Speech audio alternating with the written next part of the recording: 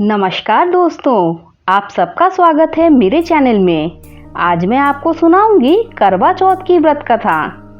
दाम्पत्य जीवन में मधुरता लाने वाला और संबंधों को अधिक मजबूत बनाने वाला त्योहार करवा चौथ इस बार 13 अक्टूबर को है।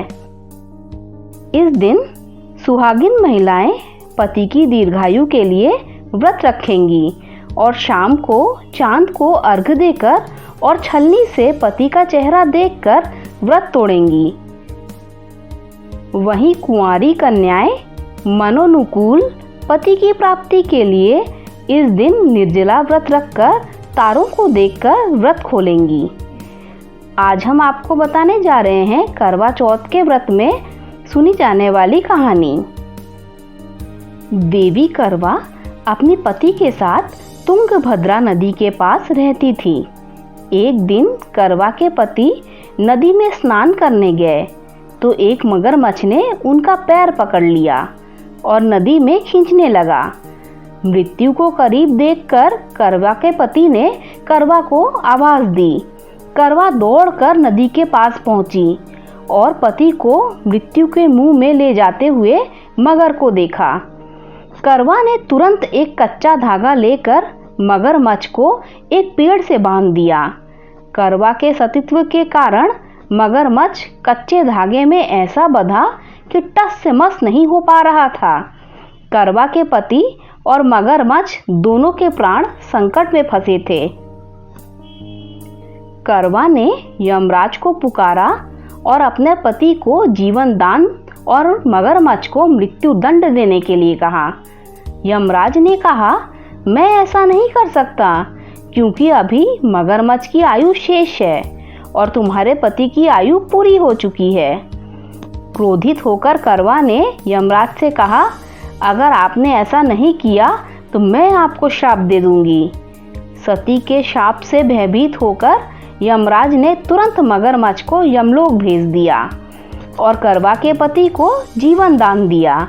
इसीलिए करवा चौथ के व्रत में सुहागिन स्त्रियां करवा माता से प्रार्थना करती हैं कि हे करवा माता, जैसे आपने अपने पति को मृत्यु के मुंह से वापस निकाल लिया, वैसे ही मेरे सुहाग की भी रक्षा करना। करवा माता की तरह सावित्री ने भी कच्चे धागे से अपने पति को वट वृक्ष के नीचे लपेट कर रखा था। कच्चे धागे में लिपटा प्रेम और विश्वास ऐसा था कि यमराज सावित्री के पति के प्राण अपने साथ लेकर नहीं जा सके। सावित्री के पति के प्राण को यमराज को लौटाना पड़ा और सावित्री को वरदान देना पड़ा कि उनका सुहाग हमेशा बना रहेगा और लंबे समय तक दोनों साथ रहेंगे।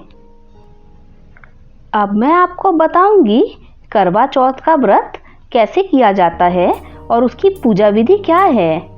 कार्तिक मास के कृष्ण पक्ष की चतुर्थी तिथि को करवा चौथ का व्रत रखा जाता है। इस दिन महिलाएं पति की लंबी आयु के लिए निर्जला व्रत रखती हैं। इस दिन सुबह के समय सर्गी का सेवन करके व्रत रखने का संकल्प किया जाता है। इसके बाद दिन भर व्रत रखने के बाद शाम को चंद्रमा के दर्शन करने के साथ विधिवत पूजा करके ही व्रत खोला जाता है। करवा चौथ के दिन भगवान शिव और पार्वती की पूजा की जाती है। रात को चंद्रदेव के दर्शन करने के बाद व्रत खोला जाता है। इस दिन करवा चौथ की थाली का भी बहुत महत्व है। इसका इस्तेमाल करके ही पूजा की जाती है। आइए मैं बताती हूँ कि करवा चौथ की थाली में कौन कौन सी चीजें होनी चाहिए। करवा चौथ की थाली में सबसे ज़रूरी चीज़ है करवा। मिट्टी का करवा बाज़ार में आसानी से मिल जाता है। इसे आप लाकर चावल को पीसकर घोल बना लें और इसके चारों ओर लगा लें। अगर मिट्टी का करवा नहीं मिलता है तो पीतल का करवा भी इस्तेमाल कर सकते हैं। 2 करवा होना ज़रूरी है। इसके बाद हमें दीपक की ज़रूरत पड़ती है। मिट्टी से बने 1-2 दीपक ले लें। अगर ना मिले तो आटे से भी आप दीपक बनाकर उसे ले सकते हैं।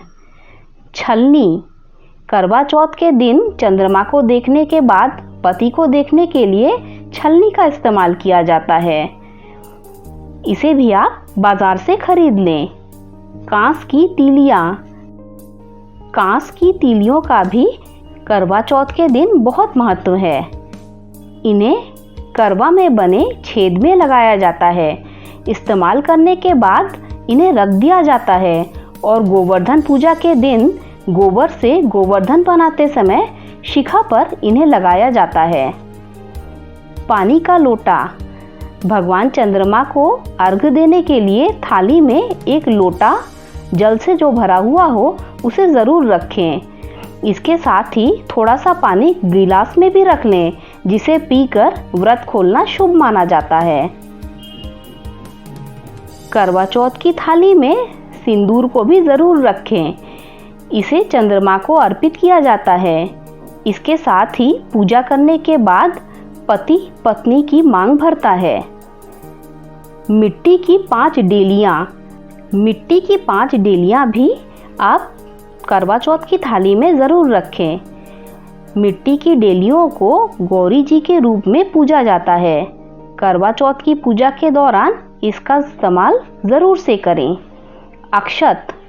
चंद्रदेव को चढ़ाने के लिए अक्षत भी शामिल करें। थोड़ा सा अक्षत एक करवा में रख दें। इसके साथ ही एक सिक्का और आटे की लोई भी डाल दें। मिठाई। चंद्रदेव की पूजा करने के साथ करवा में डालने के लिए आप मिठाई भी ज़रूर मंगा लें। मेरी देवी माँ से यही प्रार्थना है कि आप करवा चौथ के त्यौहार को खूब अच्छे से मनाएं, अपनी फैमिली के साथ एंजॉय करें और आपको भी सदा सुहागन होने का सौभाग्य प्राप्त हो।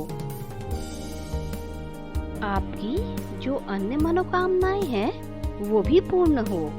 कुंवारी कन्याओं को उनका मनचाहा पति मिले और उनकी भी समस्त मनोकामनाएं पूर्ण हो। आपके शहर में करवा चौथ के दिन चांद कितने बजे दिखा? आपका करवा चौथ का त्योहार कैसा बीता? आप सब कुछ मुझे कमेंट करके जरूर बताइएगा। सुहागिन महिलाएं 16 श्रृंगार करके विधिवत तरीके से पूजा करके करवा चौथ के त्योहार को मनाएं। अगर आपको मेरी द्वारा दी गई जानकारी अच्छी लगी हो तो लाइक कर दीजिए, मेरे चैनल को सब्सक्राइब कर दीजिए। जब आप मेरे चैनल को सब्सक्राइब करें तो बेल का आइकन भी प्रेस कर दीजिए, जिससे मेरी आने वाली सारी कथाएं आप तक सबसे पहले पहुंच जाएगी। Thanks for listening.